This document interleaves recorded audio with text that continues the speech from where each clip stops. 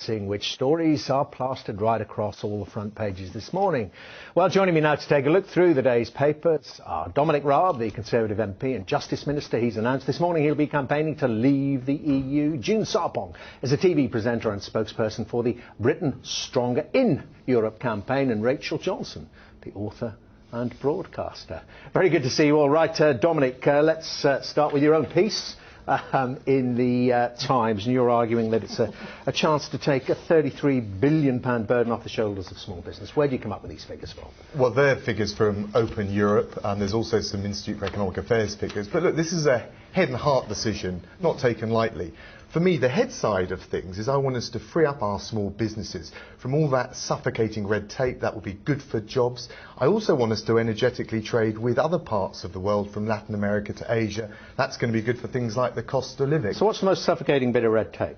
Well, there are things like the Working Time Directive, which we talked a lot about. So you don't like tired lorry drivers running people over there? No, I think they should be able to drive as long as they like. So on something like the WTD, there's a really difficult balance about social policy, making sure businesses aren't hamstrung by extra costs, but also getting the social policy right. Should that be done by people accountable to the British people like me, or should it be done some faraway place by people that they have no control over? And that's why ultimately it's a head issue, but it's also a heart issue. I want Britain to be master of our own destiny, and I feel that the EU has tested to breaking point the democratic country, the democratic contract in this country. Right. And that is why I think people gutturally feel that there is something rotten with what's going on. Okay, June, it's about sovereignty, really, isn't it? About control, democracy. It is, but also I would be interested to hear from whoever is the CEO of the biggest SME in your constituency. They probably trade with Europe, and I bet you they disagree with everything you've just said. Well, actually, what all the business surveys show, particularly the British Chamber of Commerce, is the big multinationals, quite like the EU, they're good at the corporate lobbying. The SMEs, the small businesses, don't have a say, don't have a voice, provide 2/3 of the jobs, and struggle because they don't have the HR departments, they don't have the deep pockets to deal with all of these costs being poured down on them by unaccountable bureaucrats. Well, a lot of these arguments are going to be played out over the next 4 months. It's going to be 4 months of campaigning. We're continuing with the issue, but June, we'll continue the discussion, bring in the front page of the Mail on Sunday, and let's talk about some of the personalities involved. We've got one of them here, of course, Dominic Raab. And what about Michael Gove and Boris Johnson? What have they got? I know, secret meeting last week. Well, I think one of the things that a lot of people on the Conservative side of things are saying is, what's taking Boris so long? Obviously, he's announcing tonight, but we knew the terms of the deal on Friday, so what is he waiting for? But as a Londoner and someone who loves this city, I think if he decides to back the Out campaign, this will be the ultimate betrayal to our city, and will put us at risk of being the financial capital of Europe. And Zach has come out against. Zach Goldsmith, the Conservative and I think candidate. actually Sadiq Khan's team will be jumping for joy, because that's completely out of touch with Londoners. Sorry, Rachel. Well, Rachel, I have to ask you this, and I'm very, very aware that you are not your brother's keeper, to paraphrase the Bible. But have you spoken to him? Would you offer him any advice? I think that June's absolutely wrong to talk about this being an ultimate betrayal. And this is not in any sense Boris milking his decision for maximum publicity. This is an enormously complicated decision for everybody, not just Boris. This is going to be the Eurovision Song Contest. It is going to go on for 4 months.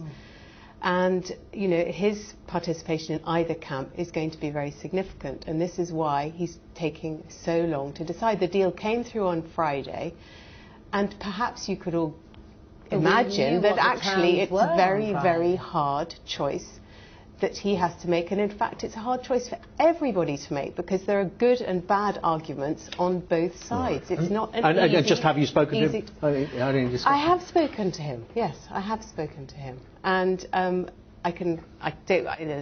he will let everybody know his decision in his Daily Telegraph column, which will be tweeted out at 10 o'clock on tonight. But he's on the horns of a dilemma, is that? He is, of course he is, and it is agonising. Let's remember here, one of the reasons Boris has hung on is he wanted to see what the sovereignty bill proposals would be. It's a very serious issue and missed the pantomime. And it's a very important point.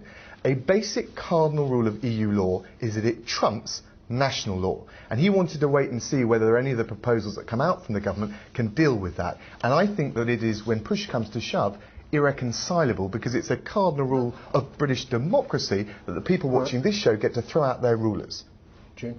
What I was going to say is, but the Prime Minister has made it quite clear, we will not be held in any way to an ever closer union. So he's addressed that. But just on the issue, I don't know what else you want. Dominic Raab, I mean, you would obviously like to see Boris Johnson coming in on your side. If he does, this then becomes a leadership issue as well, does it not? You cannot imagine either one of these giants of the Conservative Party, David Cameron and Boris Johnson, whoever loses has to sling their hook, don't they? They have to go. I don't think that's the case at all, and I don't want to prejudge what would happen afterwards. I think we now have the opportunity of a lifetime to have a big debate on the big issues, and actually that's far more important than the Westminster pantomime. All right. I think it's trivialising it to see the European decision as a proxy leadership contest. It isn't. This is really about what is best for Britain. So if the Prime Minister lost to Boris Johnson and he's on the Remain side, you think he could quite easily stay there and then bring in the project of taking the UK out of the European Union when we know he didn't want that to happen? Well, the Prime Minister himself has said he would not step down if he lost. He has. He said that again today. Yeah. Can we really expect that? You know, a lot of things are said in the heat of the battle, but then he would have to dismantle the European Well, Union. hopefully we're going to win, so we All won't right. have that problem. We get back to that. The polls are saying that we are going to win. The polls are now 14 points for your campaign. Yes, we are. But we're I don't listen to the polls. We're a long way. People have to listen to the arguments. Exactly. Rachel, let's talk about another big beast, perhaps from times of yore. Of course, still a big beast, I suppose. John Prescott, Lord Prescott. How's he interpreting what Mr. Cameron got from Brussels today? Yes, Prezza's column in the Sunday Mirror. I love his tagline, which is "Still packs a punch." Hey. He's made an interesting point, which is that the, as it were, renegotiation, however thin or thick it was, does open the floodgates for every other country to see Europe as an a la carte project themselves, and they can cherry pick what they like and what they don't like. And he says it's going to become a trading bloc where people say, actually, I like that and I don't want that. And What's he says wrong with this that? means that it sets at risk the really central achievements of Europe to do with working benefits and maternity benefits and workers' rights and protections.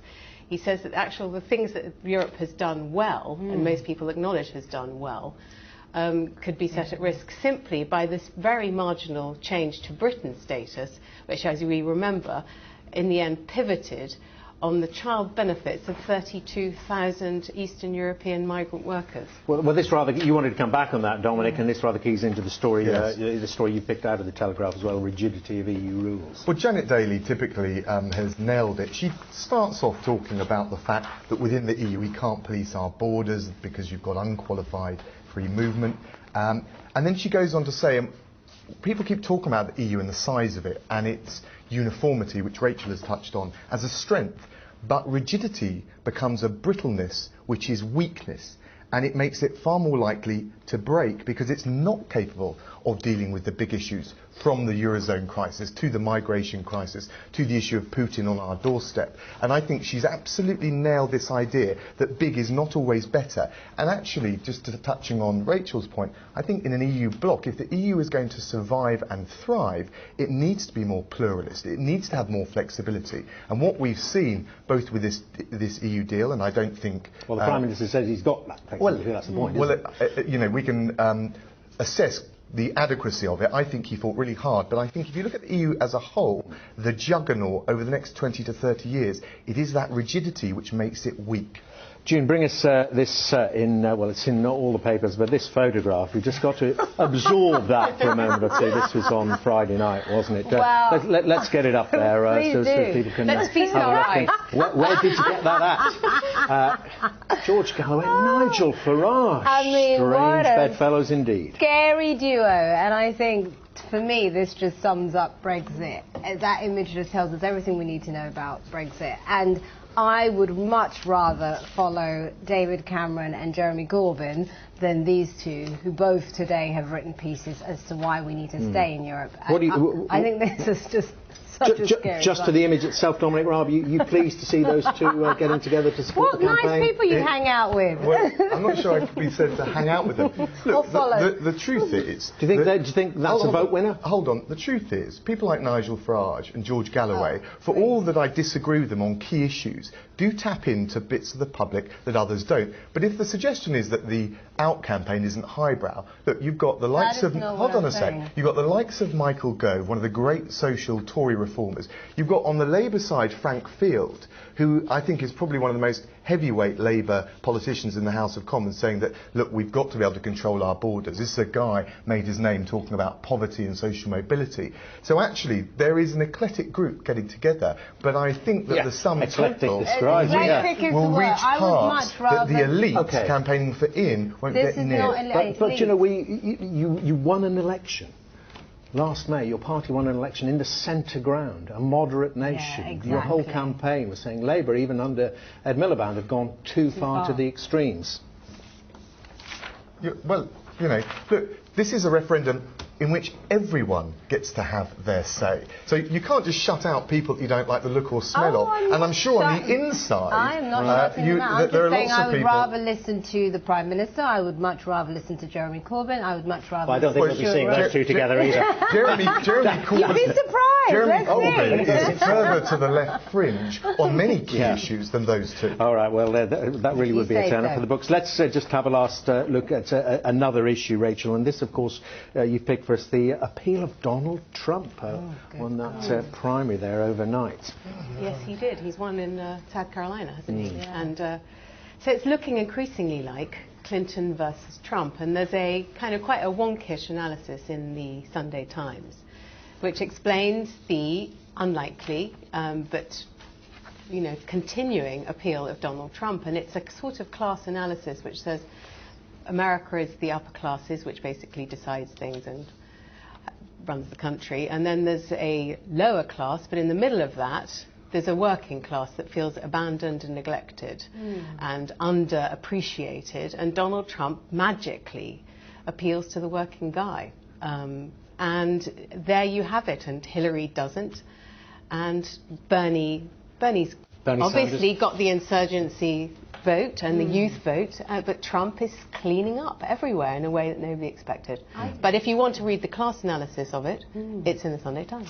Very interesting. We have got time for a couple more stories. I'm trying to move it away from the EU, but we've got plenty more that you've picked there. Dominic, just this is an interesting one. The Sun saying double exit in a week, potentially in June. What's that about then? The Sun has pointed out that the timing of the referendum on the 23rd of June could mean that all the home nations in the European Football Championship could be out of the Cup by the time people go to the polls.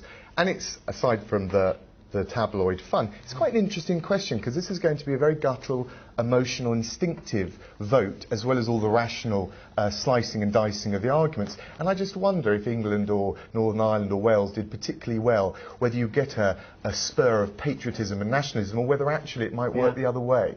Well, there's an argument, isn't there, about the 1970 World Cup, and I can't remember. I was at school and the effect on the Wilson government. I thought you were going to say that it falls on the same day as the second day of Glastonbury, and Glastonbury has refused to put a... You'll be there in your designer wellies and your Winnebago. I know. They can't go this year then. Okay. Well, we haven't got away from the EU, but we will squeeze one more story in, and.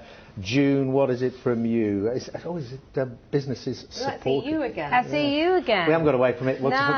Sorry, back to the EU. Some of the main business lobbies have come on the side of the Prime Minister on this issue. Obviously the CBI, Tech City, again talking about why this is important for all right, well listen, our economy. Leave us with tech zombies, Rachel. Oh, yes.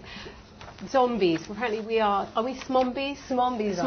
People, we walk along the street walking into statues and street furniture because we are so smartphone addicted that we can't be... We even apparently cross a busy road without being texting away or updating our Facebook status. I'm not... Don't do it myself, but... Do you? Well, I am quite bad, but I try not to do it as I'm crossing dual carriageway. Yeah. Well, it's Very the headphones, expensive really, shut isn't up. it, as Oh, well? yes, and That's apparently a, it's all the hybrid vehicles being completely silent means that people are walking along thinking I can't hear, of course. they can't hear, so bam. That's progress for you. And the Boris bikes as well, and that leads us back to some... I'm sure if we were out of Europe, though, this wouldn't happen. Oh, please. I'm teasing Now you're you. getting it, I'm Rachel. teasing We did you. get that. Rachel, thank you very much indeed. June, Dominic, very good to see you. I'm sure we'll be all discussing this for an awful lot more over the next 4 months. And you're watching